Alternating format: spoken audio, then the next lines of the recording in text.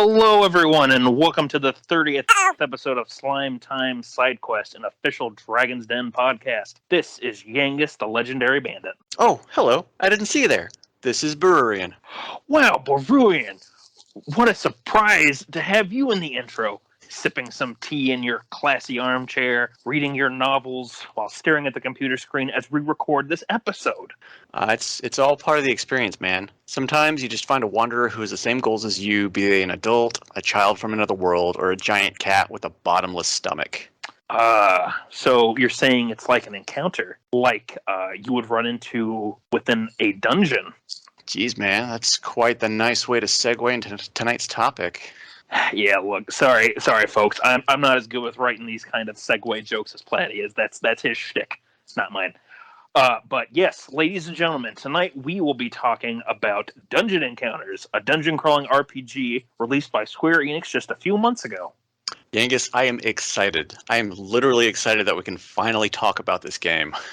Yeah, me too, man. I really am. So, before we do get into tonight's topic, just to kind of give the listeners here a bit of a heads up, for any of our longtime listeners, this is a bit of a new format that we'll be trying out for Sidequest, which I'm just been referring to as the Minisode. So if you've listened to other episodes, normally when we do these Sidequest episodes, we usually just pick a topic, have everyone pick like 2 or 3 games or entries to talk about, whatever the case might be. But tonight, for something a little different, hence the name of the Minisode, this is going to be a one-man show, so to speak. That's true. Yangus here and I have both played Dungeon Encounters and really enjoyed it, and we thought it'd be, fun to discuss our thoughts on the game with each other and with you listeners. Yes, so tonight it's all about Dungeon Encounters. And hey, if this episode gets you interested in the game and you want to check it out for yourself, then great. If not, we hope you just enjoy listening to the two of us, sharing some of our experiences and, what we thought of the game overall. I will say real quick, too, we actually just learned this one yesterday. There actually is going to be a physical release of the game that's coming out to the C regions. Southeast Asia, I believe is what that refers to. So, yeah, if you do decide you want to get this game, but you're like us, you like to have a physical copy, then there's going to be a physical copy coming out in the future within the next few months or so. And I loved this game so much that I feel like I'm going to have to import myself a physical copy just to have one. I felt the exact same way when I saw that, because when I saw that news, I sent it to Bururian right away, and I'm just like, oh, look at this. Square Enix Southeast Asia, man, with all of those English releases, they're really the saviors. They really are. All right. Well, to start things off, we're going to talk about who helped make the game. Bururian, do you want to start us off? Actually, here, I'll take the first one here, and then we'll have you read these other ones that you threw in. Yeah. Okay, so to start things off, Dungeon Encounters actually had a lot of Square Enix alumni members who worked on it. And a lot of these names you actually might be familiar with if you've played older Square Enix games, whether it's from the NES, the Super Nintendo, the PlayStation 1, all kinds of different games from different generations of consoles. First person that I want to mention is Uematsu, or Nobuo Uematsu. He actually composed the music for this game, taking a lot of classical music pieces and performing them either with an electric guitar or an acoustic guitar. The town theme, for example, which is floor 0 in the game, is played on the acoustic guitar. It's very gentle kind of melody, kind of helps you get ready and kind of, the name of the song, actually Bururian has it down here further. It's called, and I apologize if I butcher this, it's Adagio Cantabile by Beethoven. Thank you. I can sound just like Bururian, isn't that weird? But thank you. I knew I was going to butcher that if I tried to say it is a nice soft tune to start you out on your journey, for sure. Mm-hmm. But let's see. Yeah, all the music that you hear in the game, other than the town theme, it's all heard in the battles. So a lot of the music that you do hear in the dungeons is actually instead more environmental sounds. With different floors and different stratums having their own kind of appropriately sounding themes. Like, for example, in the first area, which is the big cave, has more of like dripping water. You get into the next area, which is like a big green pasture. You hear birds singing, the wind blowing, stuff like that. But when you get into battles, you get a lot of really cool electric guitar versions of a lot of classical pieces. Like Flight of the Bumblebees is one that I really enjoyed when that one popped up. So It was good. It was good to see that Uematsu was a part of this game, and helped kind of give this classic music a new style to it. Anyway, Bururian, do you want to? I'm sorry, what were you going to say? No, I was just going to add on to that I thought it was really great because I had assumed when they announced the game at first that when I heard Uematsu was working on the game, I was like, because they initially said remixed classic music. And when they said that, for some reason, I just took on, they're going to take tunes from other Final Fantasy games and they're going to remix them for this game. But they went literal with classic music, as in classical music. So there's a lot of stuff like Chopin and Beethoven and Dvorak and so on and so forth in here, that I was kind of taken aback a little bit upon the first battle theme when it popped up outside of the town theme, when I was just like, this is classical music, not classic Final Fantasy music, which is what I was expecting. Yeah, you know what? I could see where you'd get that idea too, because with Uematsu being part of it, your first thought would be, it's like Final Fantasy music, they're going to be in that one. Which that would have been interesting too if they would have taken like the different Final Fantasy battle themes from like the first 9 games or so and like remixed those like the battle themes on each 4. That would have been interesting. And that's kind of what I was expecting. And even though that's not what I got, I still really enjoyed what they did with the music. Mm-hmm. Yeah, the guitar work, especially for some of the later songs, it's really good actually. Because I don't know if it's Uematsu just by himself. It sounds like there's 2 guitars playing in some places where he's the lead one, and then there's the rhythm guitar. So I don't know if he actually composed them, but he was credited as supervising the soundtrack. So that can mean a whole bevy of different things, but. He definitely worked on the soundtrack and gave us a new sound for all of these, so it was definitely very nice to hear. Mm-hmm. But moving on, the big one for me upon learning about this game was learning who the game was directed by, and that was Hiroyuki Itoi, who was the game designer for Final Fantasy VI and 12. And if you're not even familiar with that, he actually created the active time battle system way, way back in Final Fantasy IV. So having his name attached to the product as the director, I was like, I'm already in just hearing Uematsu and Itoi. Yeah, I did not know that Itoi was dated back as far as Final Fantasy IV and helped with the active time battle. But if you've listened to other Sidequest episodes, you know that Final Fantasy IV is one of my favorite games that I've ever played. So when I did find out that he was a part of it and that he was responsible for the ATB system in FF4, I was pretty excited about that. And it's Ito, not Itoi, because there's no I on the end. So we're gonna mispronounce a lot of stuff, especially when it comes to these song names. Oh yeah. Well, at this point, I just think you're just gonna be like, maybe we need to do a post edit where we just have a robotic voice kick in and be like, right. It says the names appropriately for us if we said the pronunciation. It comes up and it's like directed by Hiroyuki Ito. Hiroyuki. But then we have a couple of more people that are attached to the product. These big name people in the Final Fantasy legacy. The first one is Hiroaki Kato, who produced Final Fantasy XII and Tactics A2 Grimoire, which to be honest, I never really played the A2 Tactics game for the DS. That one kind of slipped by me, but he was the producer on 12, and since Platty's not here, 12 is a pretty okay game. Well, don't worry. We're going to hear plenty about FF12 in just a few days as of the time of recording. So if you're listening to this episode and then the next one back-to-back, listeners, you're going to know right away why we're laughing. And then finally, the person that did all of the character and monster art for the game is Ryoma Ito, who also did work on Tactics Advance for the Game Boy Advance and Final Fantasy XII Revenant Wings for the DS. Heroes of Mana, and a whole heck of a lot more if you're familiar with his name at all. But those are some of the big ones that he has worked on. I've always really liked his character design for stuff. I don't know what it is about it, but I love it. Oh yeah, I've really liked his character art in Dungeons Encounters as well, because a lot of the characters, some of them don't really have like crazy designs. A few of them do, but there's a nice mix of character designs. I feel where some of them are more like traditional kind of RPG looks. Some are a little more out there.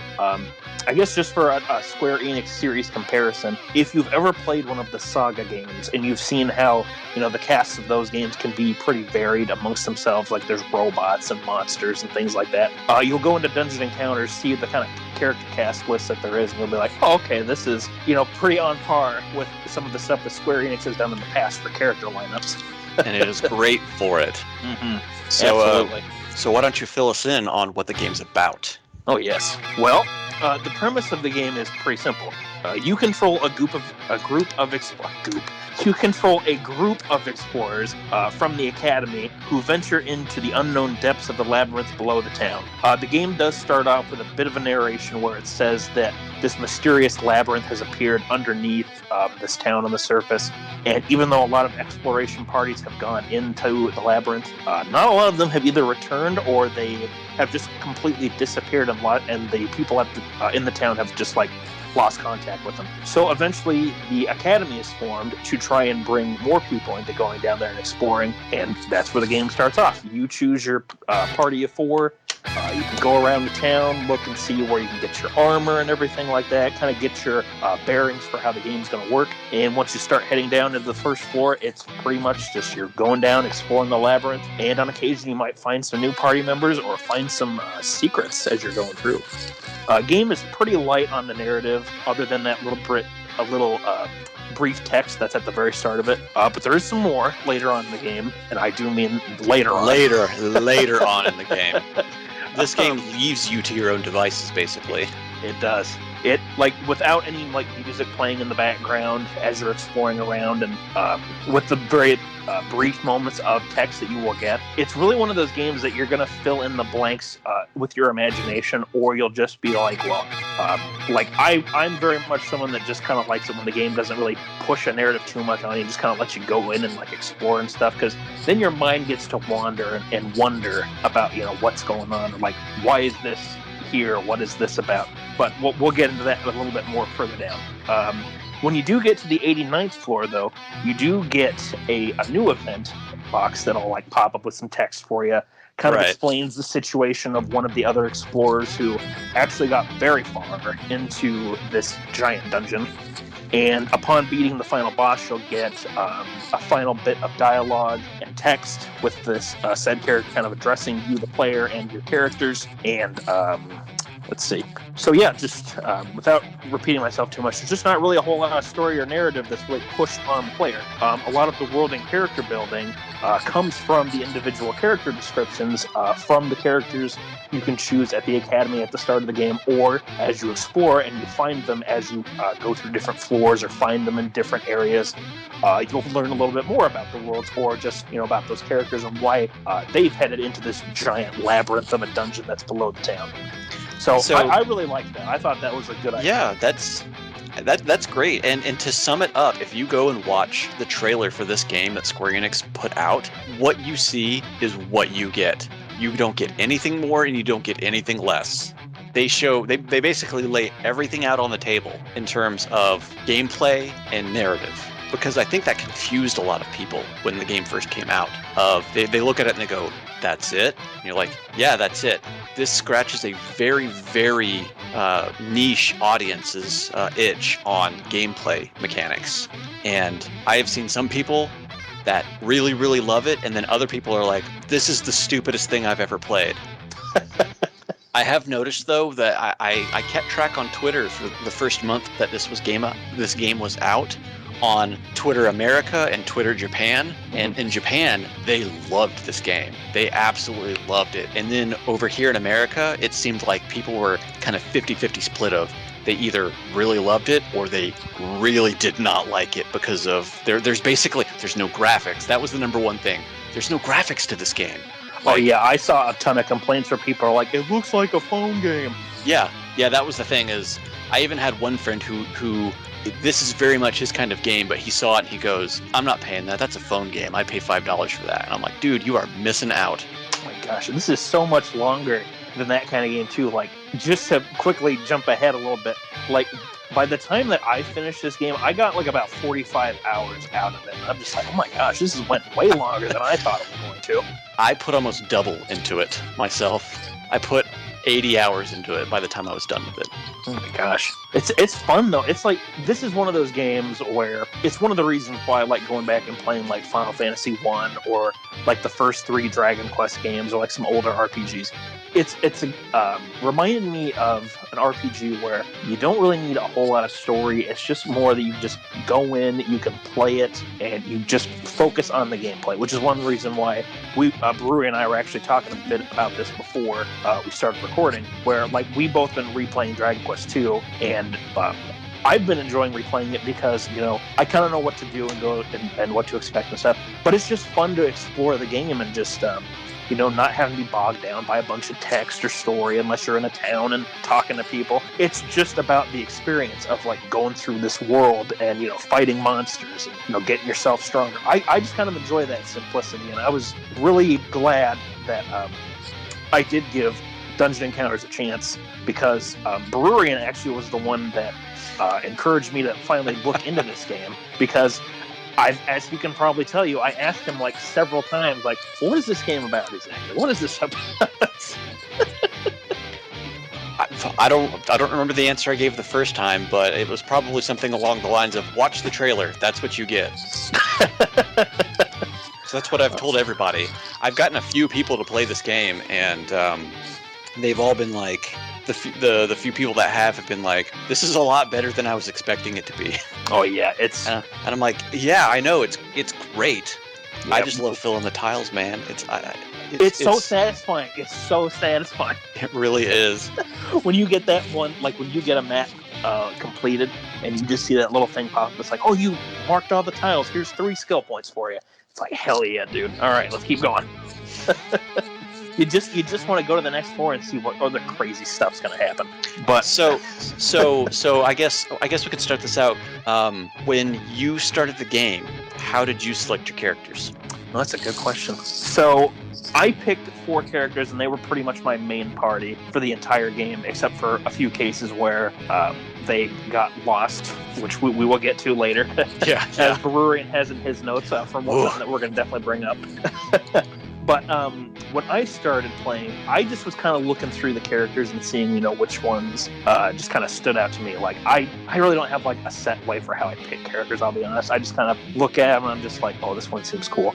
So I actually picked for sort of so whoever's the, like, lead character of your party is going to be your little mascot guy that's, like, running around on the map for you. So I'd like to make out a good point here that every character has a 3D model that displays on the map.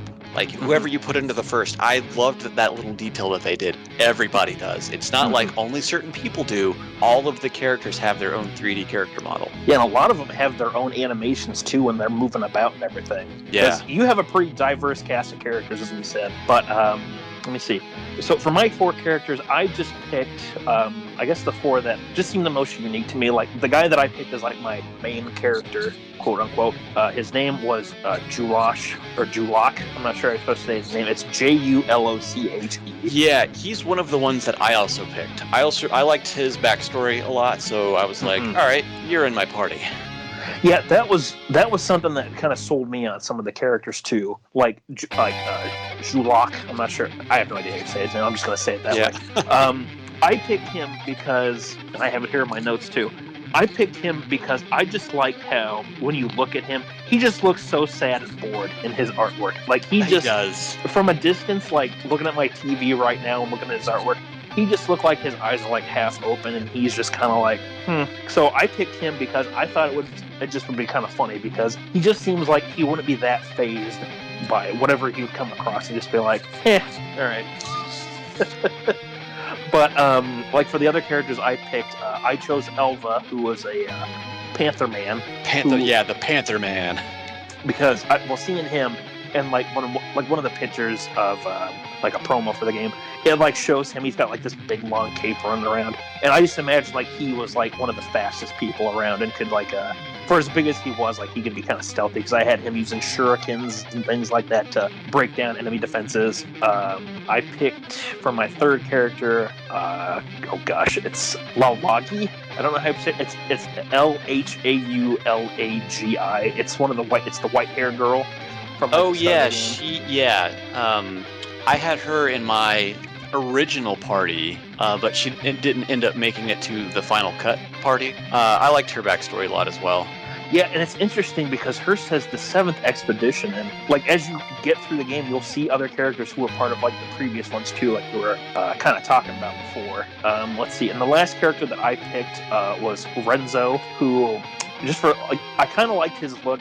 He kind of made me think of Bob Marley a little bit when I picked him. I don't know why. And just because he's got dreads. And you know what? I think it might be a part of that too, but he also made me think of Marley from Suikoden 2, who's also a shout out to Bob Marley. So I guess I'm just like a Bob Marley fan. There you go. But I just picked him because I thought his story was one I thought was really cool. Like he was a guy that he got into this big fight. He's got his wounds have been healed up, and he's going into this labyrinth because he's going to track down the person who attacked him in the first place. Because it even tells you right in his story, like her name is, I'm going to probably butcher this. It's Letnania. Oh God, I don't know how to say it. Yeah, all these names are very interesting. I know, it's so hard to say some of them too. But I just picked him because, for one, I thought he was a cool looking character. I liked his backstory, and really, like, that's the case with a lot of the characters. Like, a lot of them have really cool backstories and, interesting, setup for, their characters, even though, this isn't a text-heavy game. Like, it's like we were talking about before, where it can really help you fill in sort of the spaces and, like, fill in the blanks for, like, why this person is going into the labyrinth, or, what their opinions would be about certain situations and things like that. So, for me... who did you pick? For mine, I had an initial party. I think my initial party was... I had Elva as well, the Panther Man. I had Guy Sablanc. He's the best name. I love his name. Oh, I know, it's great. I also had the same white-haired girl, Laulagi, and I think my fourth person might have been Nangapa. But I was, brand new to the game. I eventually had a party wipe with them, probably around floor 10 to 13, and so I selected a new party. And for the new party, that party ended up being my party that I went through the entire game with. Or really, I had 3 characters that I went through the entire game with, and the 4th slot was a constant swap out. So the 3 that I went with was Rodovich, Julash, and Cispare. And which one was Cispare? Which one was? Here she is. She's the other white-haired girl. Yeah, she's the one that you can actually find wandering around in the town, like because I remember I messaged you, Bururian. I'm just like, okay, I'm like on floor 15, and I have not found any of these characters. Like, what the hell am I doing wrong here? So now that we have finished the game, obviously there's going to be some spoilers in here that we talk about, but like she was in a hidden tile on the town floor, and you can generally find these characters around the level around the floor that their current level is. Mm-hmm. So when you find I think her name was Ilberth. Let's see. Ilbertha. Yep. When I found her, she was, somewhere around, I think, floor 15, because she was about level 15. So, and then the Dragon Man, Valtoro, was 80, and I found him roughly in the 80s. So that's how I kind of figured out using the Wandering Tracker on where they would be. But I went with these 3 characters specifically because I liked the story of Rodovich being, he's an old man, but he wants to challenge the dungeon one last time to show that his skills are still up to par. And then for Cispare, the last line in her story, and none of this is spoilers, like you can read the stories of all of the characters from the moment you start the game. Yeah, that really surprised me too, because if you go into when you're making your party, you can see the full list of characters. Like, the game does not try and hide it at all. Yeah, they're all there. It won't tell you what floor some of the later ones are on. I'll just say, like, they're wandering. until you find them either with the wandering tracker or if you just happen to go. No, like if you replay the game and you know what tile that they're on. Yeah, because it's not gonna. It won't tell you what tile they're on. You have to find it. Mm-hmm. But Saspare's last line in her story says, "The labyrinth. What was taken from me, I think I may find it there." And I liked that idea of she's looking for something in there. So I kind of left the fourth character slot open as a kind of, will the fourth character be the one she's looking for kind of thing. And it goes back. It goes back to that whole thing of you kind of make this game lets you make your own story with it. So that's what was really strong for me. And Julash, I liked his because he was a very kind of introverted, bored person, and he kind of went with Rodovich and Saspare because he was just like, if they make it, they make it. If they don't, they don't. I'm just here. Kind of, I'm just here. Mm-hmm. That's interesting because when I was playing, I picked him as my main character and had him team up with the other three. I kind of thought of him as being even though he didn't say a whole lot, that he would write down, his experiences and what he encountered in a journal. And then eventually someone would find the journal, read it, and be like, oh, well, he did have more to say than we thought he did. Kind of be like a play on he's silent, he's a silent protagonist, but, oh, he actually was a lot more with it than we thought he was. So and that is what I love about it. We came to two different conclusions with the same character here, basically, and that's what I like about it. So the game itself the dungeon is basically seated. It's set. It never changes. All of the floors are the same, no matter what you do, no matter how many times you access them. Even if you start a new game, they don't change. It's the same from top to bottom. So if you can remember where things are, you can potentially get things early on the next playthrough. Mm-hmm. I've seen people who actually make comparisons with Metroid, because if you can know how to get to certain things early on, you can go and get them. You can go back to where you came, kind of like the sequence breaking sort of thing. Yeah. Because really, if you really wanted to, you probably could get down to floor 90, fight the final boss, quote unquote, and try and beat the game as quick as you could. You might get your ass handed to you, but if you really want to try it, you could. That's very true. There are paths to get you down there. So why don't we, now that we've kind of talked about the characters and just the general tone of the game?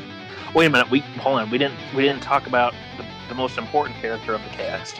The one that was one of the characters that okay, well, I have to find this character and use him at some point. It's the one, the only Sir Cat. And why is he not your favorite character? Sir Cat is great. Only because if you read his character bio, when the party finds him, it says in here, the party says to him, "So, would you like to come with us?" One spoke, but the cat remained silent. "What shall we call it? Cat?" At this, the cat narrowed its eyes ever so slightly. "Sir Cat," another quickly offered, and that matter was settled. That was so great. And you know what? From my playthrough, I just pictured that Elva was the one that said Sir Cat, just because of he's the Panther Man. He's like, you have to, show him respect.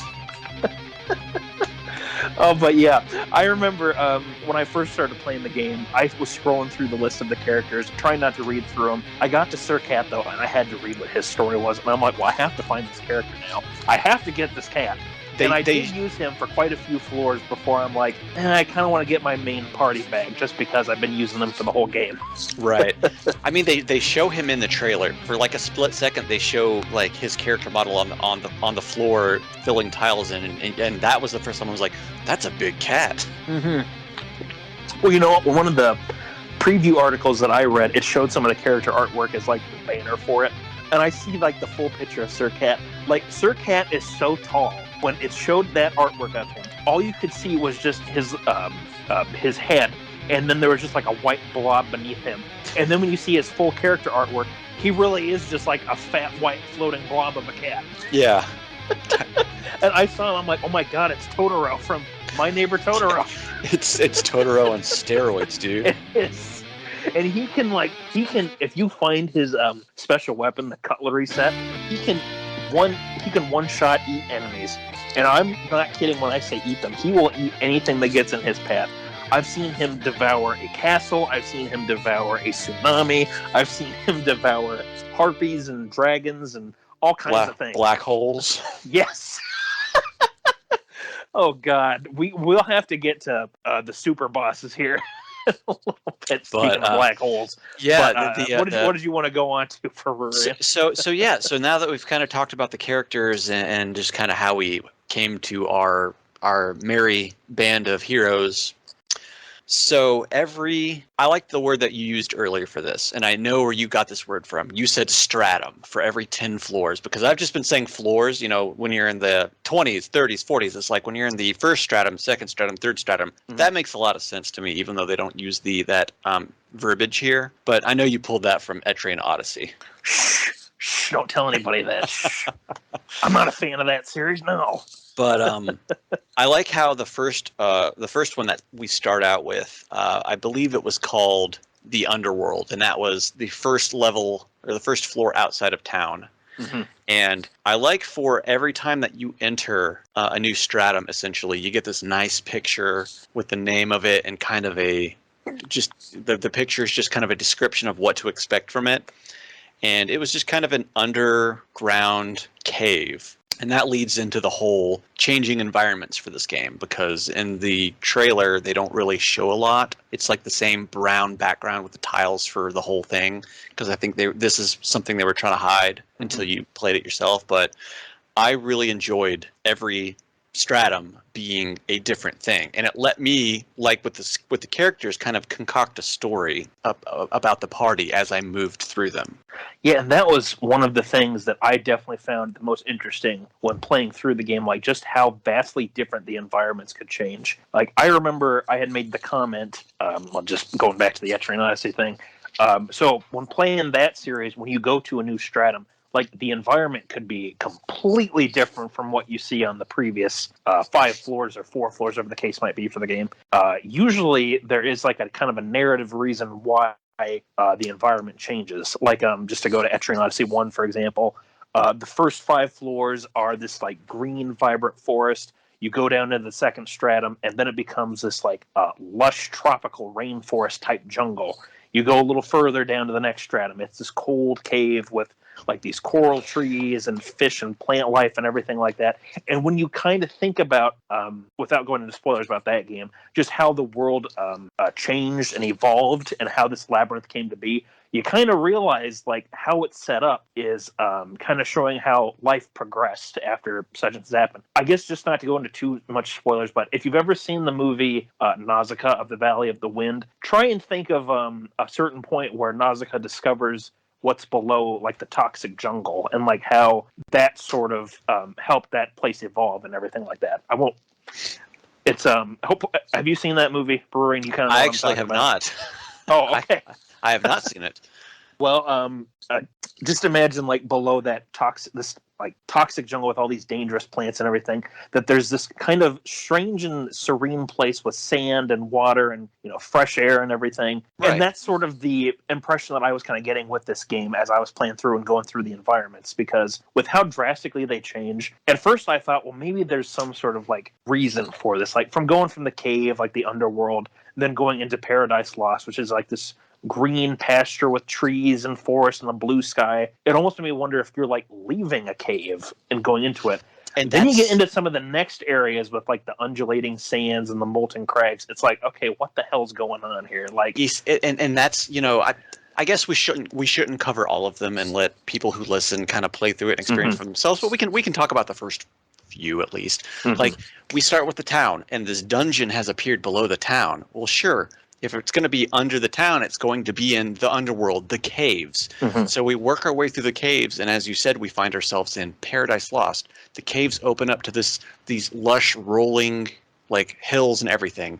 And what's really neat about it is for every stratum that you go through, the maps kind of reflect what kind of the shape of we'll say each floor can be like. For Paradise Lost, it's a lot of straight paths that cross over each other and things like that. So it's hard to get lost. And then when we move on from Paradise Lost, it's like we're leaving these verdant pastures and we start coming out into a desert almost, the undulating sands. And all of a sudden these these straight crossing paths all of a sudden becomes these spider webs of tile paths that can connect, that are interconnected and go nowhere but connect all together at the same time. And it's really hard to navigate. And it continues like that as you work your way lower and lower. Every theme that you come across, the tiles kind of match with it.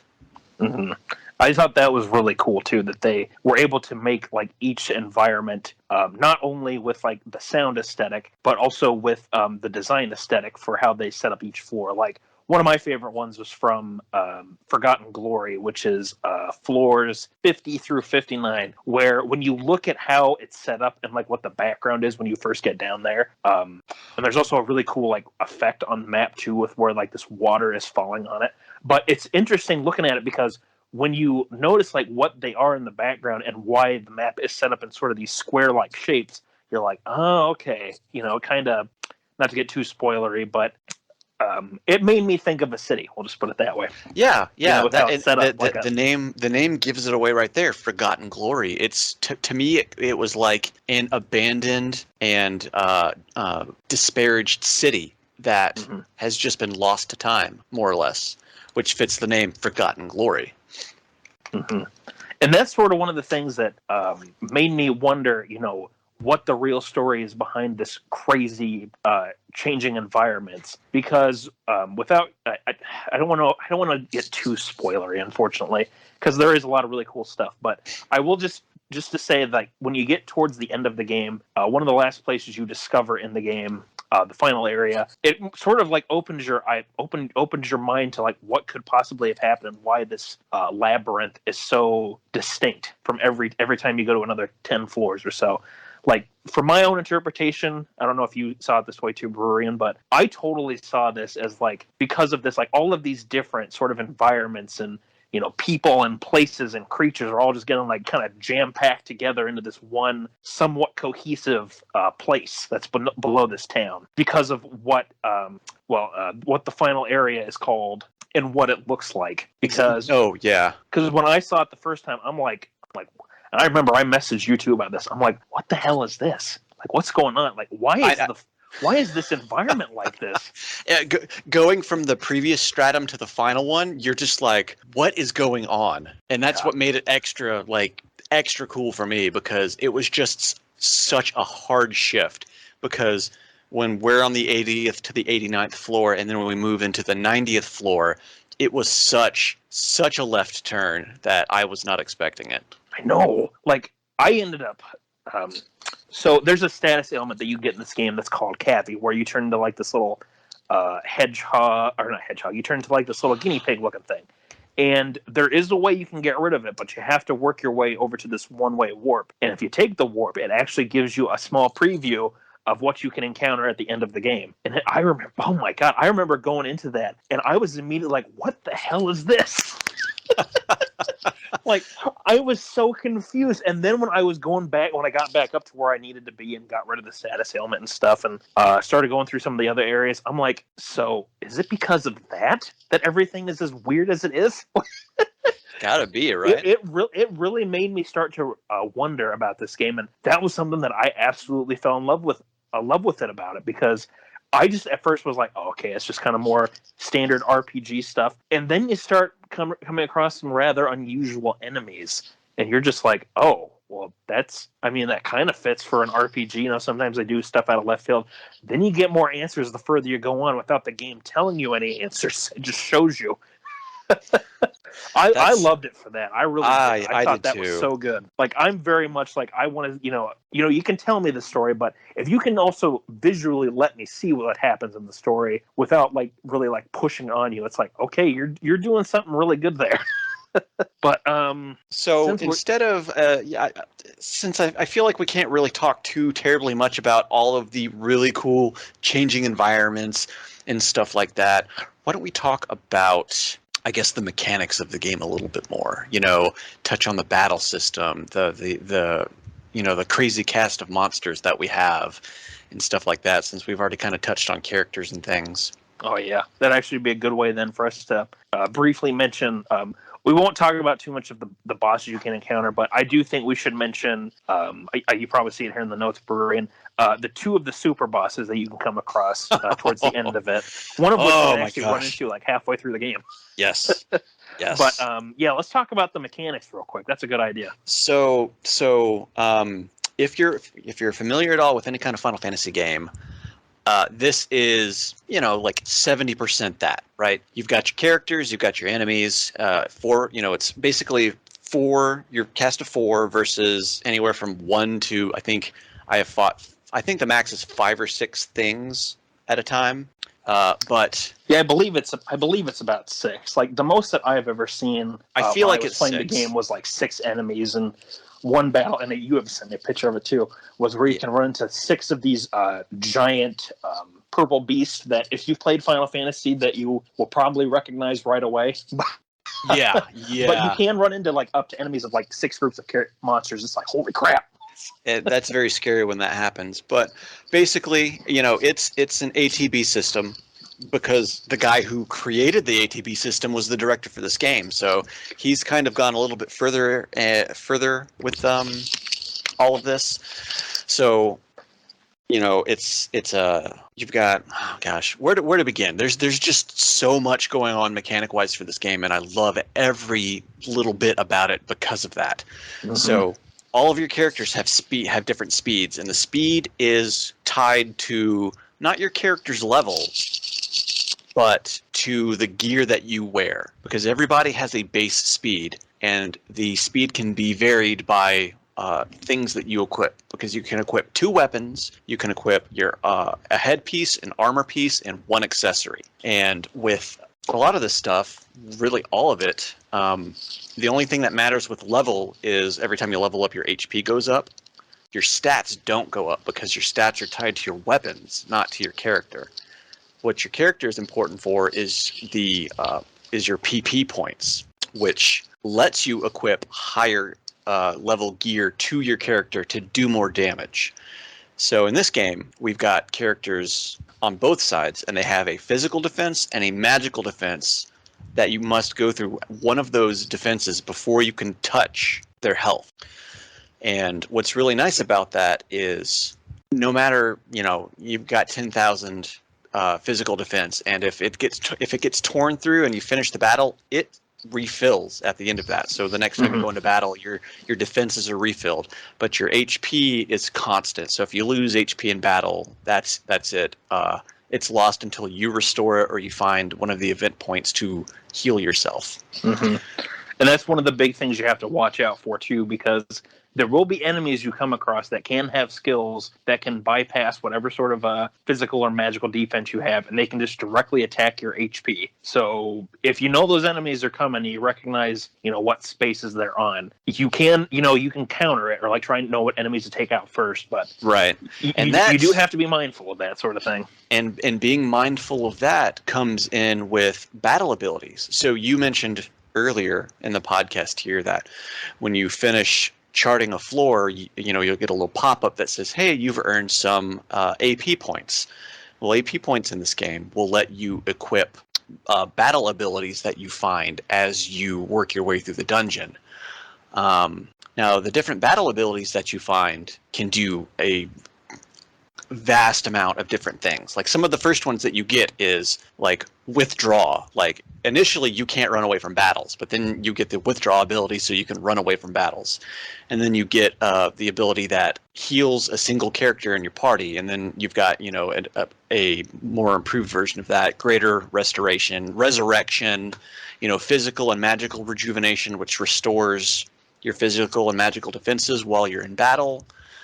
You even have battle abilities that will counter specific monster abilities that will, say, poison you or turn you to stone, or make you immune to instant death and stuff like that. Those are definitely some of the most useful ones too to find in the game. And I don't know about you, Bururian, but every single time I found one of those, I made sure I equipped it as fast as I could, just to make sure that nothing crazy was going to happen while I'm exploring. Yeah, because some of those are awful. Like, I think there is, I never had it happen to me in my playthrough, but there is a monster that can consume your opponents, or its opponents, which is your party.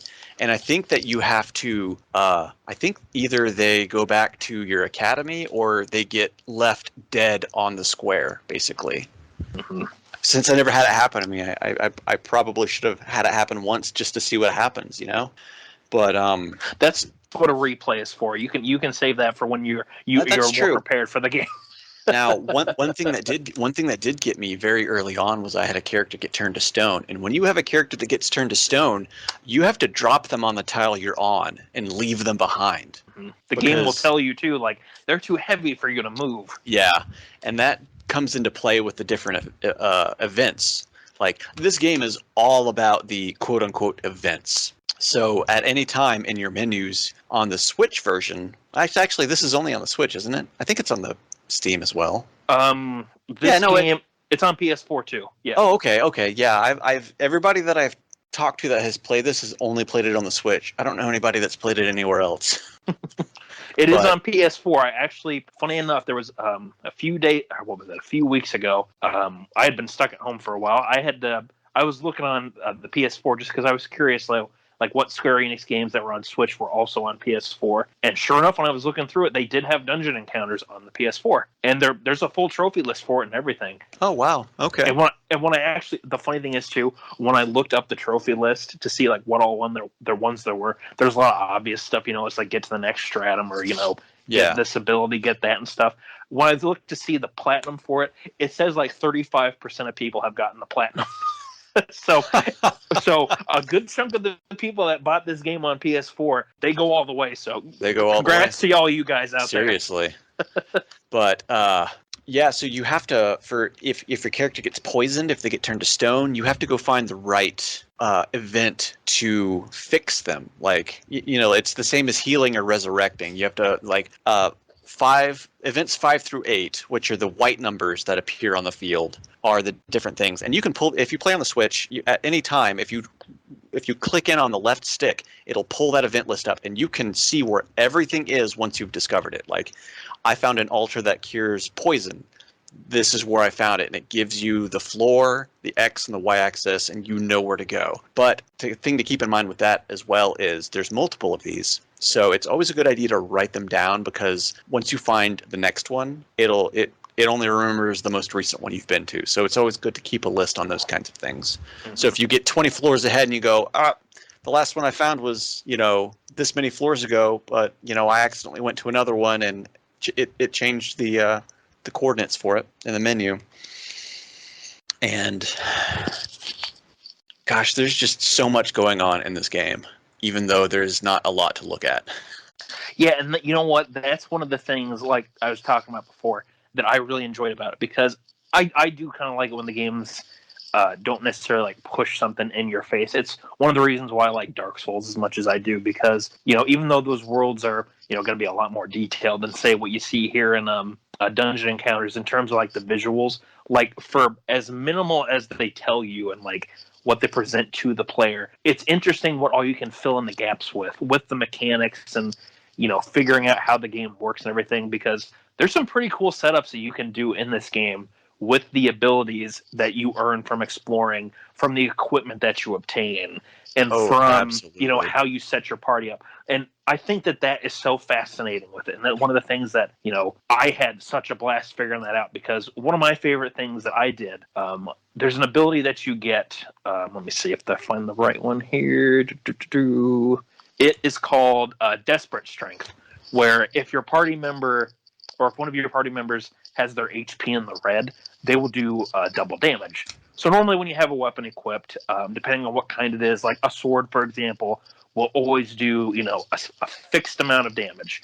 Well, if your character has low HP and you have this dominant or this desperate strength ability equipped, guess what? They're going to be doing twice the damage. So if you have like a 10,000 strength sword equipped, they're going to be doing 20,000 points of damage to physical damage, or to physical defense, or just to the enemy's HP. So you can get some really fun stuff set up if you have the right sets of equipment. Like, we can crank that even further with wrongful strength, where if their health is low and their defenses are depleted, it doubles it again. So you can get up to like 4 times your damage output on a weapon. So like you said, if it's 20,000, you're doing 80,000 damage in a single swing now. Mm-hmm.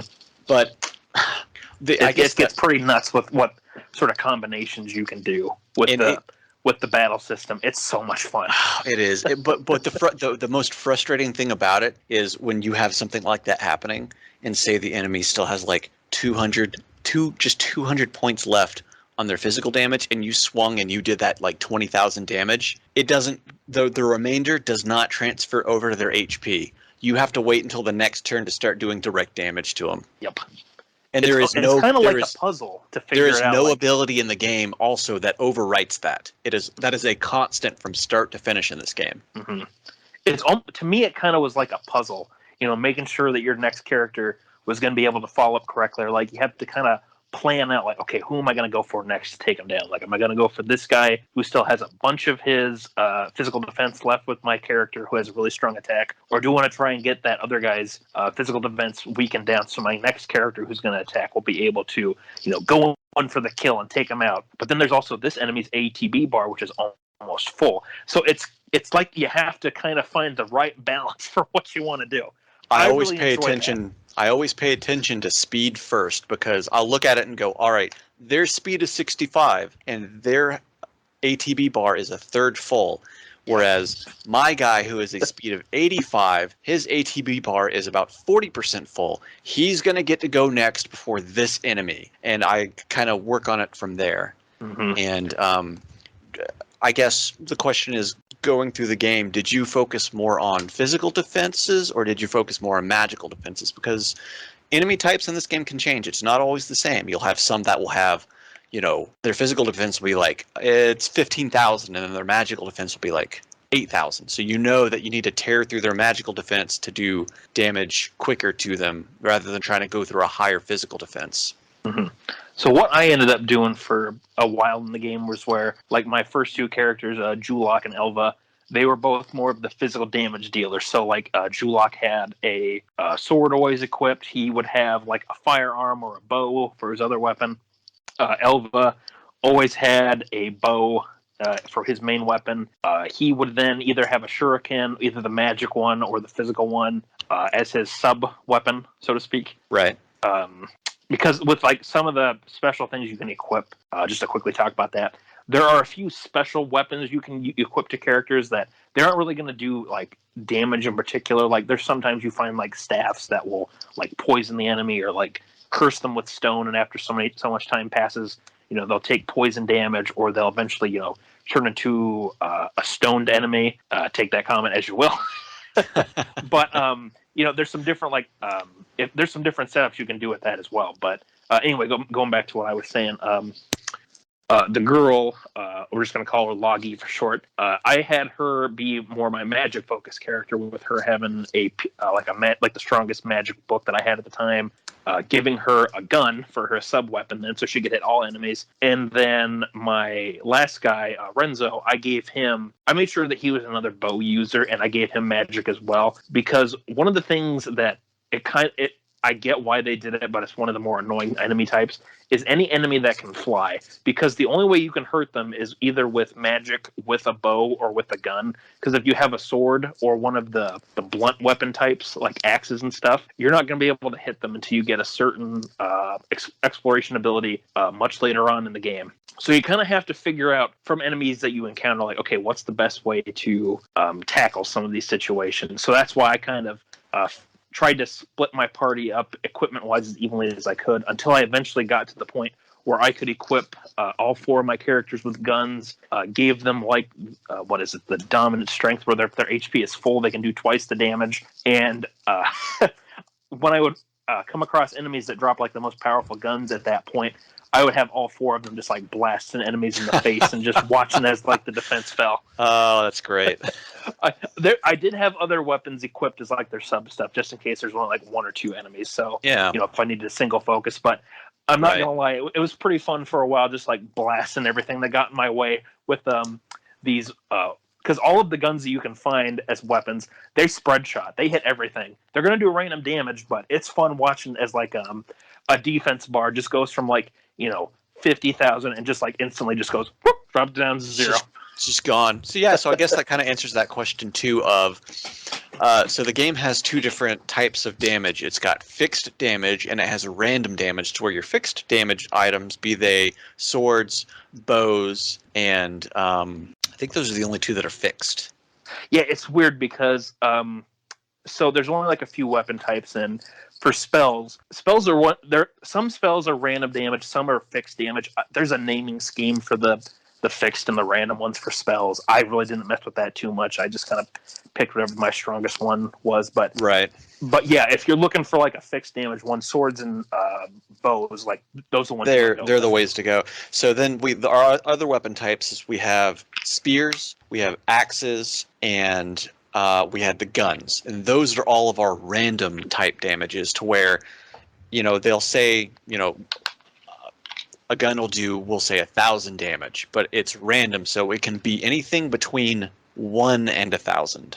Mm-hmm. And it's always taking a gamble on that because they'll always deal higher damage, especially for stuff that you're currently on in terms of where you're at in the different stratums, and that kind of all plays also into your inventory system for the game, because the game doesn't ever give you anything early, because all of your gear in your game you earn from buying from the store, or if an enemy drops it. And an enemy has, just like in any other RPG, they've got their common drop and their rare drop.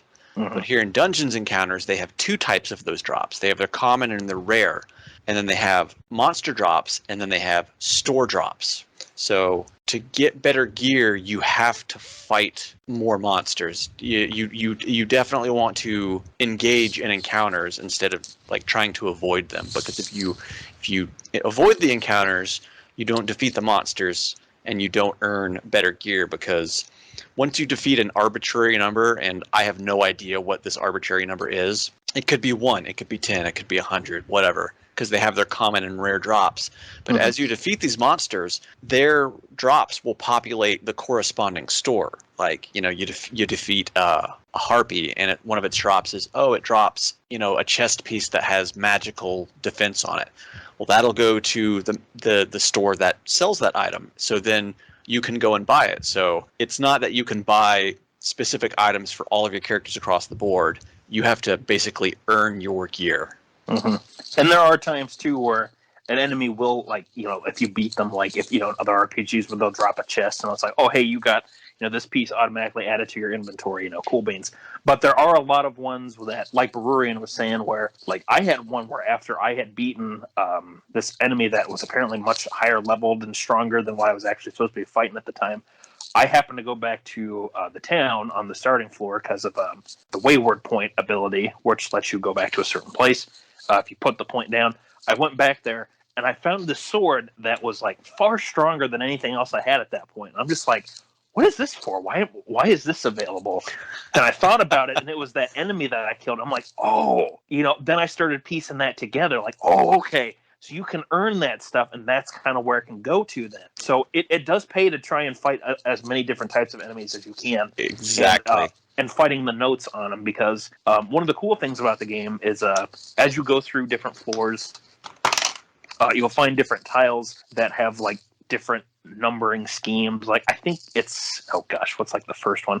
Like the first floor, you'll find ones where there's notes for ghost enemies, and like ones that you'll find for like basically ones for every kind of enemy you can come across. And what's cool is that when you come across these different encounters, which you can find a list of them by clicking on the right stick on your controller if you're playing on, or like on the Switch, if you're holding handheld, you can click on the right stick and it'll show you a full list of encounters, and you can pull up the monsters in that individual battle, and they'll show you like I'm looking right now at battle number 5 or 05. You can fight the Hellhound. It'll show you like it can drop a pith helmet as its common one, or a mystery compound A for its rare one. And then if you go down a few battles, you find that same wolf again, or excuse me, the Hellhound again, you'll see like, oh, in this version, the Hellhound can drop this kind of helmet, but it can also drop this as a. I'm trying to find another one here. Sorry. No, it's all good. Yeah, each monster has a specific will have a specific drop that can only drop off of defeating them, but then they also have drops that only drop for the store. Mm-hmm. So they can drop 4 different items potentially. Those compounds are really nice early on too, since they give small HP and PP boosts. Oh, absolutely. Because energy, or the what do they call that? The proficiency points or the power points, whatever those are called. We'll go with proficiency points. There we go. But those are really helpful to have, because if you have higher proficiency, like even early on in the game, it means you'll be able to better equip yourself earlier on. So you can be like, hey, now I have this really high defensive piece of equipment that I found. Now I can go ahead and equip it to like such and such character if they're behind. So it's I found when I played the game that some characters, without even using the proficiency compounds to give them extra points, that some characters just got proficiency points just like crazy. Like they would get them like so many at level ups, and then some characters just like, I got like 1. That happened to me with I think it was Rodovich. He doesn't get a lot of proficiency points per level, but then you have like Cespare, who gets tons per level. I think by the time, because they always kept, my 3 main characters always kept track on levels within like a couple of each other, and I think by the time I was very high level, the difference between Rodovich and Cespare was like 40 points of proficiency, and I'm like, that's huge considering. Yeah, I had that with not with the proficiency points, but with HP. So, like I said, my main party, Renzo was my last character, and when you first pick him at the start of the game too, his HP isn't super high. Well, for a long time, his HP really trailed behind everybody else's, until I just finally got to the point I'm like, okay, I just need to start pumping in all these mystery compounds like A, B, and C that give him a ton of HP. Yeah. And he finally was able to start catching up once I did that. I just had to keep giving it to him. But he just, for the longest time, when he would level up, he would be like 200 or 300 HP behind, which early game, that can be dangerous too, because if enemies get through your defense and they smack you, you're dead. You're gone, yeah. You are dead. So I guess moving on from that, we've talked about battle mechanics, so on and so forth. These were few and far between in the game, but I feel like they're still worth mentioning, and that was mechanics that happened in specific stratums, which the only one that I can think of that was a real problem were the ones that happened in the Forgotten Glory stratum, the toll tiles. Oh God, those were so annoying. Yeah. So, like the name says, the toll tile will. Oh, hold on a second here, real quick, just to go back to the Hellhound thing I was talking about. I did find an encounter with another one in it, so I'm gonna tell the sons I found it. If you find one in the battle 3D, and it's not going to come jumping out of your screen, don't worry. If you. Yeah, sorry, that's a very bad joke. I apologize. Platy's not here. I have to fill the void with silly jokes somehow. But anyway, if you do find like a level 22 Hellhound, it can actually, its drops will change from one of the first ones you find in like that battle 05. So its common one that it can drop is the Kite Shield. Its rare one that it can drop is Mystery Compound D, which is one of the ones that can increase your PP points. Right. And that was just something interesting I found when playing it, where like different enemies, the same enemies that you can encounter in later versions of battles can drop completely different gear. So I thought that was kind of cool. Sorry, yeah, I wanted to just say that real quick. Oh yeah, and it keeps going. The Hellhound again. I just wanted to just mention that real quick because I finally found another encounter with it.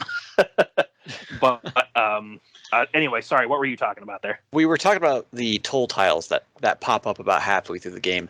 Now, like I said, floor mechanics seem to be very, very few and far between in this game. So you're going to be more worried about encounters more than anything else. But the toll tiles were some of the most frustrating things to deal with upon getting through that set of floors. Because for me, I liked to map my floors out completely before I moved on to the next floor. Mm-hmm. and the toll tiles made me have to wait. It's such a bastard move too, because they don't really they don't show up after you get out of Forgotten Glory. You never find them again. Nope. And the annoying part about them is every time you step on one, it takes like 10,000 gold from you. Oh yeah, it can drain your money very fast if you are not careful. Yeah. And then I don't know if this one is true or not. I read somewhere, actually just earlier today because I was double checking stuff. I was reading that if you step onto one of those tiles and your money goes into the negative, that you're not going to be getting any money back until you finally, earn enough to get you out of the negative. Oh yeah, yeah. That's a thing, because very, very early on, like in the first floor, you can run into an F level creature. So, like Yangus was mentioning earlier with pulling up the encounter list by clicking in on the right stick, it shows in a hexadecimal format of 00 to FF. That's all the encounters in the game, and a lot of them will be question marks until you fill them in by finding the corresponding white event that gives you the information on the creatures. But you'll run into creature FC, which is a mouse, and that mouse will steal like 50,000 gold from you and run away. And if you don't have 50,000 gold, it doesn't just take you down to 0. It takes you into the negative of your money, and you are in that negative until you literally earn your way out. And it's a bastard move. There is no way around that. Mm-mm. As soon as you lose that money, like the game auto saves quite a bit while you're playing through it. So if you end up losing all that money and you get out of the battle and think, oh, well, I can just reload my save, guess what? That save's going to be after you finish the fight, so you're not going to be getting that money back. Yep.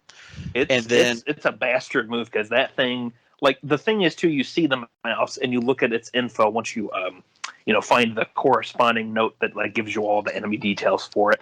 It's only level 1. It's really like eventually you get to the point where you can just like one shot these things with their physical defense and their HP. But it can have God, what was it? It has 3 different skills, or like maybe it has a few more too. But depending on which one it will use, it'll steal a different amount of money. And I remember I messaged you about this one, Bururian, where I got into an encounter with one. It stole like 50,000 in one shot, or like 100,000 in one shot. I'm like, holy crap! Yeah, what just happened? I thankfully never had that happen to me, but I have heard through countless other people online that they were just like, wait, what just happened? Yeah. If you do decide to get this game and you come across and you see a square with the enemy FC on it, do not touch that tile. Avoid it like the plague until stay away from it until you have very good gear. If you can do over 10,000 damage in a hit, then you should be fine. But until then, stay away. But since we're talking about an enemy that scared the hell out of us with what it can do, I think just to mention 2 enemies in particular. There's 2 rather nasty enemies that you can encounter at the post game, and one in which you can actually encounter when you're in Forgotten Glory, which we love talking about. We've talked about that one several times. But there's 2 super boss enemies. There's actually a few super bosses in this game. We won't talk about all of them, but I just personally wanted to talk about these 2, because if this combo shows up, like separately, they're difficult but not that bad, but if they show up together, they are super, super annoying. Like, it's probably one of the most frustrating battles I've had to face in the game, and that is the black hole and the supercomputer bosses. I am actually looking for that one. That is one of the few that I have not been able to find, because that one doesn't populate that often. I have been looking for that one for like a couple of days now, and I am just not having any luck with it. Well, I can tell you exactly where you can find it, because I encountered this one when I was going through the post game, and it gave me a full party wipe and made me lose all my party members. Oh no. So on floors 93 and 94, or it could be 92 and 93. I don't remember the exact ones. It's 93 and 94. Sorry. On floors 93 and 94, the 2 of them look exactly the same. Like when you fall down from Pitfall in floor 93, floor 94 is pretty much the exact same shape. Only difference is that the enemies encounters are going to be a little different. Right. Now, on either one of these floors, you can encounter enemy group FB, or as I like to call it, Facebook, because of the two enemies that are part of it. It's kind of a joke with Facebook being from the computer, being like a black hole, sucks you in. You can lose all your time and be sucked into the world of social media. Oh boy! But if you ever see encounter FB, unless you are trying to find it on purpose, do not touch it, because in my experience, I stepped on that one, came across the duo of the black hole and supercomputer. But it wasn't just one of each; it was two of each. Oh no! And the black holes are hard enough by themselves. Yeah, they completely trounced me. I stood no chance because my equipment was just not strong enough. Because looking at their info here, so the black hole is a level 190, and the supercomputer is level 200, and both of them have their HP, their magical defense, and physical defense. All three of those for them are over 1 million. With the black holes sitting at an even 1 million. And you're not really going to find a lot of stuff in this game that's going to get to 1 million for you. Now, I've beaten both of them separately, but I've not found the event where they're together, and that's what I'm looking for, because I'm trying to finish up in the post-game. I'm trying to finish up, and they're one of the last ones. So to talk about the third one, I'm only going to mention it by name, and just if you beat it. Have you defeated Professor Cavi? Oh my god. Unfortunately, yes, and it was not fun. I have too. I did it right before we started recording. Oh, congratulations. That is not an easy fight. Actually, it was kind of easy, and I full of spoilers if I explain anything on why it was easy, because it'll just blow everything wide open for this game. But you know what? We'll keep that one a secret. We'll talk about it after. All fair. Yes. But one of the enemies, and the name, of course, it's silly, and when you see what the enemy looks like, it's even sillier. But do not be fooled by its appearance. That's all I'm going to say, because this thing has a number of skills that can just ignore defense and can go straight for your HP. And that's what I had happen when I tried to fight it the first time. So we talked about earlier that you can get cavied. That we brought that up way earlier. Mm-hmm. That's actually shown in the trailer, I think, about it happening to a character. Now, because it's a guinea pig, and I think people are just like, why a guinea pig? And they talked to the director, our very own Ito, and he was like, yeah, usually in a Final Fantasy game, it's a frog. I wanted something else, so we chose a cute guinea pig, and that's the reason why it's a guinea pig. Oh boy, yeah, you're gonna hate guinea pigs after that. That's all I'm gonna say. Not only just because that's status ailment either, but like the super. God, so I remember I messaged Bururian about this one. So when you're going through Forgotten Glory, there's an enemy tile you can see that's called FA. It's like on floor 55 or 56, something like that. And I remember I saw that and I messaged you, Bururian. I'm just like. It's really weird there's another F1 showing up here. I don't think that's a good idea stepping on it, so I'm not going to.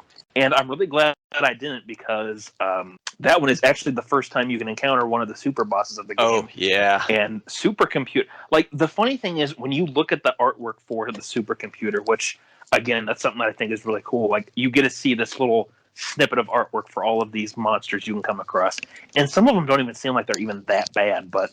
Oh boy, when you look at the supercomputer one, like, you know, it just looks like a computer, or like some like terminals that are standing next to each other, like a computer. It's literally a server farm. Yes, that is what it looks like. And I remember when I saw that in the first battle, I came across it, and I'm just like, well, this thing can't be that bad, right? What's it gonna do? I ate my words very quickly, because it was like doing, oh god, what was it? Some of its names with the text, like some of its attack names are like, it's based on like mathematic properties or something like that. Yeah. Oh, there's a very annoying math abilities in this game to where it'll be like, it does a prime number calculation, and if any of your levels are prime numbers, it does direct HP damage to you, and it's like, that is some bullshit. Yeah, because that's what happened to me when I first encountered that, where it did that to, I think it was Renzo, actually, which unfortunately with him having such low HP, you know, he gets hit with that. It did like about 90% of his HP off him. I'm like, holy crap. Yeah. Thankfully, it was only one of them that showed up. Right. But yeah, I just wanted to give special mention to these two super bosses in particular because, like, I really thought that, for these seeming like just such random things, enemies, like, they're very powerful. Like, one of my favorite enemies, too, is, we talked about a castle that can show up. There is if you've ever played Dragon Quest VI and you've ever fought and you've gotten to the point where you fight Storm's Gate Citadel, you'll kind of know what to expect when we're talking about this castle enemy. You'll know right what we're talking about. And I loved that because I just thought that was such a crazy idea, but it was so cool. And that's what I loved about, even though that was a super hard encounter with the supercomputer and with the black hole, like, I think that's a really fun idea where you can just have, like, a crazy enemy combination or, like, single enemy like that, where it just can, like, be like, well, what the hell is this? As soon as it attacks, it's like, oh, this thing's serious. Pulls no I loved punches. It does not pull punches at all. And like I told you, Bururian, and anybody who's listening, if you do get this game and you decide you want to try and tackle this duo of enemies, look for enemy encounter FB and look for it about on floor 93 or 94, and just be prepared. That's all I'm going to say. All right. Well, I guess after we get finished here, I'll probably go search them out. So on top of that, there were the only other, I guess, mechanics on certain floors that we have. This one is literally on any floor from 00 to 99. Actually, I don't think there's any on 99, but hidden tiles, because the point of the game is to map tiles, and sometimes there are hidden tiles in floors, and very early on, unless you know where to look, you'll kind of be like, I missed like 2 or 3 tiles on this floor, but I know that I mapped every tile. Where are they? So you go around, and there's an ability that you can get that will help you find hidden tiles. So I thought that was pretty fun, because that definitely scratches that itch even more of me of, I'm filling these tiles. Oh, now I'm looking for hidden tiles. Yes. Mm-hmm. And then lastly, these kind of before floor 70, they're very, very infrequent. But yeah, there's really not that many, and usually there's like 1, maybe 2 I saw before floor 70, but after floor 70, everywhere, all the time. Sorry, I just want to jump in real quick and just I just wanted to say that with like you actually do get a bit of a taste with the hidden tiles, like even on the first floor of the game when you start off in the town, because the game kind of shows you sort of ways to look out for hidden tiles, because in like the very northwest corner of the map, there's a square that's kind of separated off from some of the other ones. And if you try walking down towards it, it's like, oh, a hidden square popped up. So it's kind of like the game's way of being like, oh, you better watch out for, kind of hints like that, because there are a few times where there's stuff kind of sitting out by itself in the middle. And if you kind of feel your way around different parts of the floor, you're like, oh, look, a path of secret tiles. It's really cool when you discover that sort of thing. Yeah, it was. Sorry, I just wanted to jump. Oh no, yeah. That's a very good example of that, of the game teaching it to you without actually telling you how to do it. And then pitfalls are the worst. No, not pitfalls. Don't mention those. You can't use Fiend Shuffle to move them around. You have to reset the floor by going to another floor and coming back for them to move away. Oh, God. Did you fall into any pitfalls in this game, Yangus? Oh boy, yeah, I did. So I'm gonna give you a little story here. It's story time with Yangus. I'm gonna pull up in my chair and sip my tea and everything and tell you here. So when I was playing, every time that I came across a pitfall, I was kind of like you, where I was just like, oh, I gotta fill out all these tiles. Well, whenever I saw a pitfall one, I'm like, I really like. This is also before I realized they reset every time you went up and down the stairs. I'm like, I better step on it and see what's going to happen if I can fill in that tile. Because in my head, I'm thinking it's like Shin Megami Tensei or Eternasi, where that's just always going to be a pitfall. You just have to find a way to get around it. But I want to fill in the tile so I can get the credit for it. So every time I would do that, they would take you down to wherever the next tile was. Usually it'd be like the floor below or like a few floors down. One case I had where all of a sudden I was down on like floor 84, and it's just like, what the hell happened? Like, what the hell just happened? Most of the time, whenever it did happen to me, I would always end up down on another floor or like in another stratum or something, whatever the case might have been. I then had it happen when I was doing the post game. after floor 90, where I got to, I think it was floor 91. I actually have a clip of it saved on my Switch, and I've shown this to Bururian and everybody else on the Dragon's Den Discord. I was on like floor 91 or 92. I'm going around, and I see a pitfall.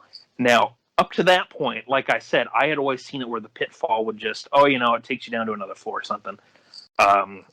I learned that day that is not always the case, because if you go down a pitfall and there's nothing below it, the game just decides, you fell into the void, your party's scattered to the wind, the expedition party has been lost, and you then have to go and re-find all of those characters. And I'm watching it right now. I stepped on floor 91. I fell. It says the party fell for an eternity. Thus were the expedition members separated and scattered. And it drops you back off at the academy and makes you fill a new party. Oh my gosh, that more or less the same thing happened to me, but it happened to me in an even, like, you did it willingly, thinking that, my experience with it before is that I'm going to land on a tile somewhere, and then that's exactly what I thought was going to happen. I was so taken aback by it. I just sat there just dumbfounded what just happened. Now, for me, I knew that those pitfalls would scatter me to the wind because it had happened to me before, so I knew to avoid them like the plague. And I had gotten down to, I think, floor 92, and I was trying to map it out. And I was using the ability Gambler Shift, which will just put you into a random spot somewhere on the floor that you're currently on. And I was trying to get over to a segmented section of the floor that I couldn't reach, and I hadn't figured out like the gimmick for getting to it. So I was like, I'll just teleport around randomly and maybe I'll land on it. Well, I didn't realize that over there in that little like clutch of tiles that there was a pitfall, and I teleported onto the top of the pitfall. Oh no! And then I fell through the floor, and then party was scattered to the wind. Oh no! I'm so sorry. And that's the worst thing is, you have to reform your party, but then your party that has been scattered to the wind, the composition, whenever you pull up the menu, shows them lost. It doesn't show them where they're at, so you have to go find them again. Oh, that was so bad when that happened to me too, man. Oh my god! But that's the only time. That's the only time that the pitfall really got me good. What was the first time that your party got scattered? That you that made you avoid the pitfalls like as much? Like what do you remember what floor you were on when that happened to you the first time? I must have been in the 30s or something like that, and maybe it wasn't the 30s. Maybe it was a little further down. But I hit one of those, and I was just like, let's see where this goes. And I step in like you did, and then it was just, my party was just gone. And I was like, I put my Switch down, and I just put my head into my hands, and I was just like, oh no. Oh no. I know. When that happened to me, I just sat there just like dumbfounded what just happened. All I could do was laugh, because I was just so taken aback by what I just witnessed on my screen. Because here's the important thing, is that party was the party that I had been playing exclusively up until that point. So when they're all gone, they must have been in their 50s or 60s like that at some point. Mm-hmm. And I had to go back to a party that most of them were still in their 10s. And I'm like, oh no. Oh man, I know. When you get a party wipe in this game, you're all of a sudden like, oh shit. Because the game also does tell you that if you party wipe enough and you run out of characters to lose, you get basically a permanent game over. And you have to start over. The nice thing, though, is that if you start a new game, it lets you retain the levels of everybody. So you know what? I start from scratch. I saw that, and that's a really good thing that they put in there, too. Because it's, that way then if somebody's like, oh, crap, I lost all my stuff, at least that way they can start the game over, and they'll have, really strong characters for a while. So they can get back to where they were faster. So, kudos to the devs, at least, having some pity and being like, okay, we'll give you like one. It's like, what is it? It's like you get like that one wish. Bring back my party members. I've been watching a lot of Dragon Ball, so I've been like, I picture it as like you get like the 7 Dragon Balls. It's like, bring back my party. Now that we have talked about pitfalls, there's one ability that I want to talk about, and that is the dreaded teleport. Oh, yeah. So that one's a real. Uh, that one can be a real gamble too. If you, so Bururian, please take the floor. Tell us about teleport. So at some point in the game, you get teleport, and teleport lets you. You only get to use it like 3 times per going to an adventurer's rest to refresh it. So you can't. This isn't something that you can abuse in any fashion. You get like 3 uses out of it, and then you're stranded unless you have some other way to help yourself out. But teleport will let you input coordinates, which is floor, x-axis, and y-axis, right? Mm-hmm. Yep. Now, the game does not explain this to you because of the nature of the ability, but if you are aware of anything else that happens, like with the pitfalls that we have both experienced in, previously, teleport is you'll go to that square. If no square exists, your party is scattered to the wind, except for your leader. And you will just get put on some random floor somewhere. So several times with teleport, I'm sitting there counting out squares, and I go, all right, I need to go here because there's like this clutch of tiles, and I want to get over there.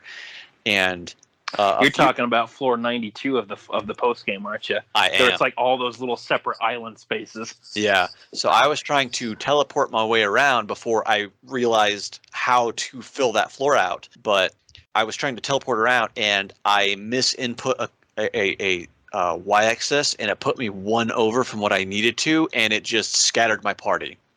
And then several more times of me not paying attention, and I accidentally put the X on the Y coordinates in backwards, or I'm off by 1 or 2, and I must have, in the post game, I must have scattered my party like 6 or 7 times. No, no. So that's the worst too when that one happens, because I had it one time where, oh god, what was it? I had going back to the black hole enemy. For some reason, I had de-equipped the ability that lets you avoid getting banished, which is what happens if the black hole is able to use its unique ability. It will banish your party members to a different spot of the floor. And I had that happen where when that ability kicked in, I threw all my party off and it threw them into different spots. And it's like, well, crap, now I got to go back down there and get them. So I just picked the highest leveled party members I had in my academy at the time and was trying to get all my party members picked up. But of course, with the wandering tracker thing, it doesn't give you a very clear answer for where you need to go. So right. I'm being as cautious as I can exploring the later floors in the 90s, trying to make sure I don't run into any of the powerful enemy encounters that are going to just totally wipe my party, even though they weren't super under leveled. It was more of like the last characters you can find from the labyrinth. But I knew if I got into an encounter, I was going to be SOL. But let's see. Why was I telling you about this one? Yeah, the party wipe thing, when that happens to you, because of the teleport. So when I got that ability, and I saw that you had to put in like the access and you got to put in your 3 coordinates. I'm like, I think I'm just going to use this as more of a last ditch back to town sort of thing, because that's what you should be using it as. But me trying to be proactive and trying to get ahead of myself, I made myself pay for it because I think it was just sorry, go ahead. I was going to say the last couple of days I was playing this game was me scattering my party and spending more time than I wanted to finding the party, because there was one level to where I was just like, oh yeah, I need to go to this level. I remember these coordinates, and then I did it, and I go, oh, I did it 1 floor lower than I needed it to be, so that tile didn't exist. Oh no! So goodbye party. But by that point, I got so good at the Wanderer tracker that I was able to find them very quickly the last couple of times. But be cautious when using teleport. I cannot be more clear about that. Yeah, if you do have teleport equipped, just use it as a last ditch effort to get back to town. Just use the 005050. Just do that so you can get back to the academy. Honestly, what I kept doing with teleport, I would use the Wayward Point ability, which is one that will let you create a return point to the labyrinth. So yeah. That's what I did when I was mapping out floor 92, for example. I would use Gambler's Shift to go to different islands and see if I could fill out the rest of it. If I ran out, I would put down the Wayward Point. I would use Teleport, go back to town, heal up, recover all my ability points, so I could then use teleport again and use Gambler's Shift again, go back down to the wayward point that I made, and just kind of keep repeating the process until I was able to get most of it. I did have to go. What was it? I went back up to floor 91 at one point, and then just kind of tried to find the tiles to go down as best as I could for using the lesser descension, which did work, thankfully. But beware of greater ascension and lesser descension, because it acts just like a pitfall if there's no tile below you. Oh, really? That happened to you? I've tried using the greater or lesser one, and it just would tell me like, there's no tile below the party. So with lesser descension, it only checks the floor above or below you if you use ascension or lesser ascension / descension. But with the greater versions of that, descension especially, and only with descension, because you wouldn't lose your party going up. But if you use greater descension and there is no tile below you, all the way down to 99, your party is scattered. That's interesting. I never had that happen. That's weird. I did. Oh no! I've had my party scattered in every conceivable way in this game. I'll have to check that and see if that does anything. I'll just take down like one of my characters I don't care that much about, go down to floor 99 and just be like, okay, we're gonna test this out. Yeah. Wait, what? More or less, that'll happen. Oh, you know what? You know what we didn't talk about at all? The craziness of floor 99 and how it changes even more. Because both of us agreed, we won't talk about it too much, but I remember when I saw floor 99 and how drastically that changed from the previous floors. It's like, right? It's like, what is going on? What is going on? It's like, what is this? And the game does not explain it. Like, even when you fight the boss of that floor, you still don't get an explanation. It's like, what the is happening? No, mine wasn't specifically that. You know what we kind of glossed over? What's that? The map and math riddles. Oh, yeah. So I'm just going to say this right now. The map riddles I liked finding out, or that I liked trying to figure out. Those ones I enjoyed because I was trying to figure out where those maps were. For the math riddles, I gave up after a certain point and looked the answers up because I just didn't care. Math was never my strongest subject. I knew that even going in. I figured out the first few, but after a point, I'm just like, yeah, no, let's look up the. But I did wait until I got to the post game before I did that, though. I did not try and cheat my way through it beforehand, but I did too. Cheat, but I waited too much later. by looking them up. Well, so I won't say which one, but one of those math riddles, it is impossible to figure out unless you know the reference it's making. I'm not going to say it. Are you referring to one of the last ones? Yes. Okay, I think I know which one you're talking about then, because when I was looking up those answers, I'm just like, boy, I never would have gotten that one from having. I never would have. Nobody would. It's because most of them are based on sequences and stuff, and that one is not. And you have to know what it's referencing to get it. Mm-hmm. And if you don't, you're not going to get it because there's apparently no way to figure it out otherwise. Anyways, I loved doing the map riddle or the map riddles, I guess. Yeah. It's hard because with them being map and math, it's like, okay, which one am I talking about? Yeah. The map riddles I loved doing. Those were a lot of fun to do. Those were fun. Those were fun figuring out like what spaces they were talking about because one of my favorite ones too was what is it? It's the Molten Crags where it's like the volcano area. There's a few that are hidden in that particular part where it kind of shows you, and with how it's set up too, with those floors are set up, it's kind of more of like a linear sort of path, but with a lot of jaggeds, you have to go like really like almost like a staircase sort of look to it at some points. It was fun figuring out like which parts it was talking about and when you do eventually find it and you hit the A button on that spot, you're just like, hell yeah, okay, we found the treasure. All right, what's it? Like, what are we getting this time? I didn't look at the full list of like what you could find from those map riddles. Oh, I gotcha. Okay. I just waited to see like what. Well, also I didn't know they were further down in that full list of events you would come across. I just found it exciting just to finally discover them through the riddles and being like, okay, what's the prize this time? And you get some really good stuff from doing both the map riddles and the math riddles. Oh, yeah. There's some really good equipment you can get, both armor and attacking stuff. Like, that's actually how you can get some of the special gear for some of your later party members, like the cutlery set we were talking about for Sir Cat. For your robot partner, or your robot party member, you can get called like K2000. You can find some special equipment like the excavator for him, and you can find what was one of the other things? One of my favorite things you can find, it's just called the painting, and it's supposed to be like this lovely piece of art. It costs a ton of PP to equip, but Dude, it's like 300 proficiency to equip it. You almost cannot equip it with anything else unless your characters are extremely high level. Mm-hmm. But if you do manage to equip it, you get a 75% chance to counter any attacks. So I just imagine that whatever character can equip it, they just become like so possessed by the painting that if they get attacked, they're just like, "Don't come near me!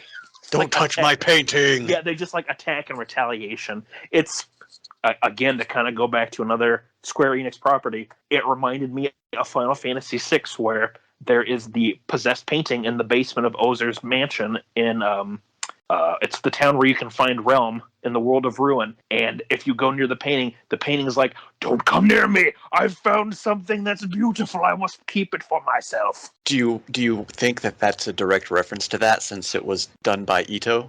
You know what? Now that we're talking about it, it very well could have been. It very well could have been. Boy, I did not even think about that. I just happened to think about, like, when I was thinking about stuff to talk about for the episode tonight, like, the painting was one of the things that I found was one of the funniest accessories that you can get. And I just happened to think about... It's definitely the strangest of all of the items. It's the strangest item. Oh, yeah.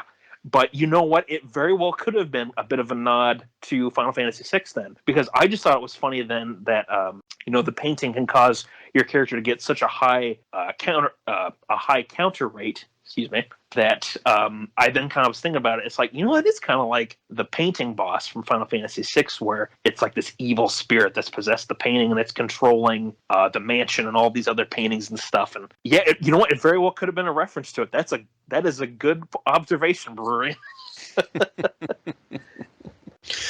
That clever bastard. Ito. We've covered a lot. Is there anything else that you can think of that we should talk about at this point? Boy, yeah, we have talked about a lot, because like from my notes, we talked about the environment, we talked about the characters and the cast of monsters. We talked about why Sir Cat is the best character in the game. We talked.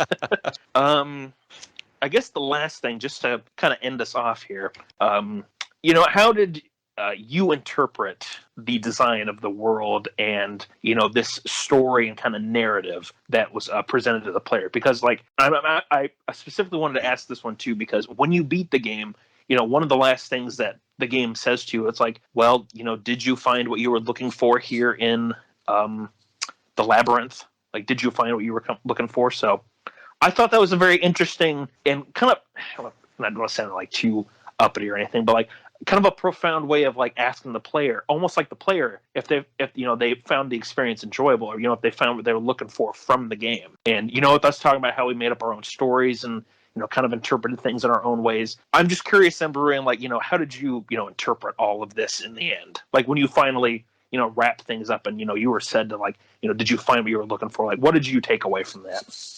So for me, it all kind of tied back to the characters that I let out with, Rodovich, Julush, and Cispare, and I kind of filled in the fourth character all the way. And it gets into massive spoilers with how I filled my fourth character, and you will immediately understand why.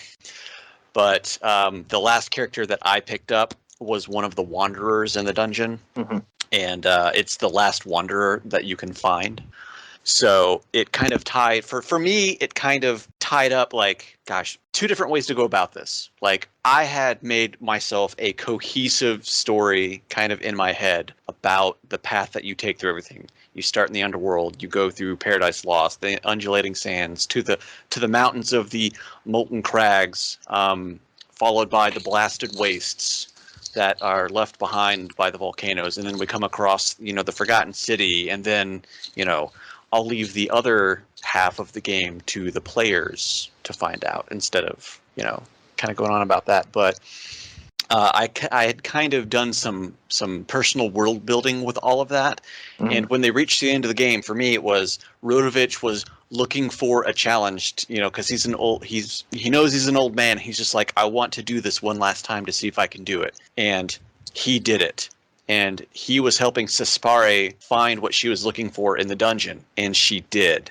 And then Julush, who had kind of resigned his fate to, I'm going to go down into the dungeons, and if I die, I die. and he basically has a turnaround there at the end. And then with the fourth character, who is redacted, their story was also completed.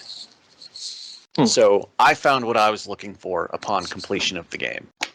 And I wish I could talk about it more, but it really spoils the end game for some people. So, you know, of all the stories that this game gives you.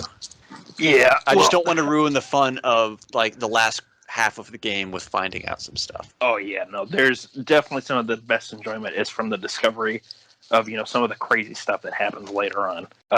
But yeah, thank you for sharing, you know, your interpretation and, you know, how it kind of ties everything in with the story that you were crafting. So, and that's definitely interesting too, that you took the character of, was it Cespar? Was that her name you said? Yeah. I'm terrible with the names of these characters.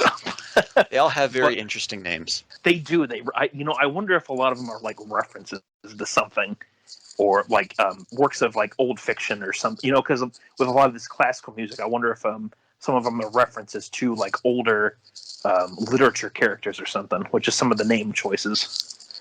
But could be. But what was I going to say?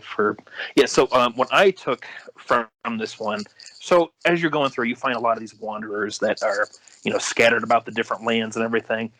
The way that I kind of took the game, and again, I don't want to go into like spoilers for the later half, but I almost wondered with this game and how it set things up is that, you know, with all of these characters and that you can come across as party members and how all of them have such, you know, vastly different backstories. If, you know, somehow this labyrinth is sort of like some sort of weird amalgamation of all these different like possible realities and environments and That's, you know, that's a very good way to look at it. Yeah, because with how drastically different some of the later ones can be and some of the creatures you come across, and with even some of the character backstories that you read, like I kind of had this feeling like either there was that this is some sort of world that is just really gosh, I don't even know, I don't want to say too much because I don't want to like spoil anything accidentally. I'd hate to do that because I really think that the discovery of what goes on is so cool. But I guess just to talk about sort of like how I viewed it when I finally did beat the game, like for Elva's case, you know, he was sort of this, in his backstory he's talking about how like he's this this lone survivor from like this strange experiment from like years and years ago, that he sort of has overcome the odds and hasn't let like his past define him. right.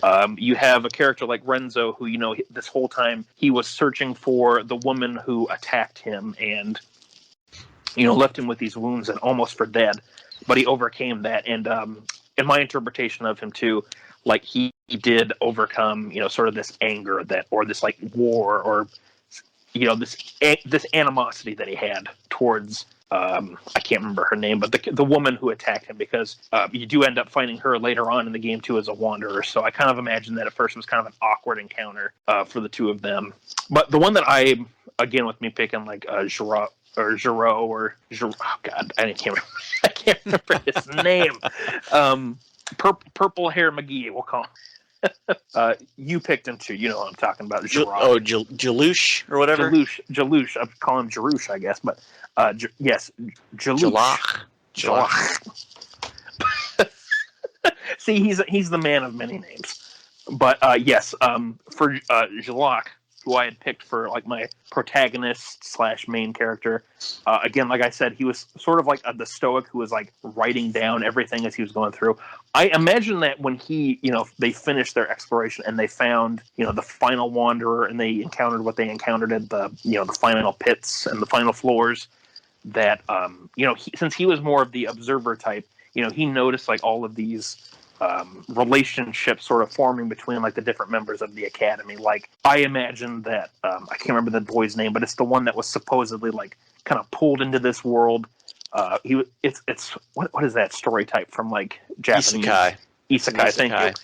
He's kind of like this isekai type character. Like I imagine that he would become a good friend to the robot K2000 and with Sir Cat. Then you have the little girl like Gracia, who is going to the labyrinth to try and find Voltaro. And when they end up finding him, you know, she feels like she's fulfilled, but she's also in awe because, you know, it's this dragon that she's finally getting a chance to meet.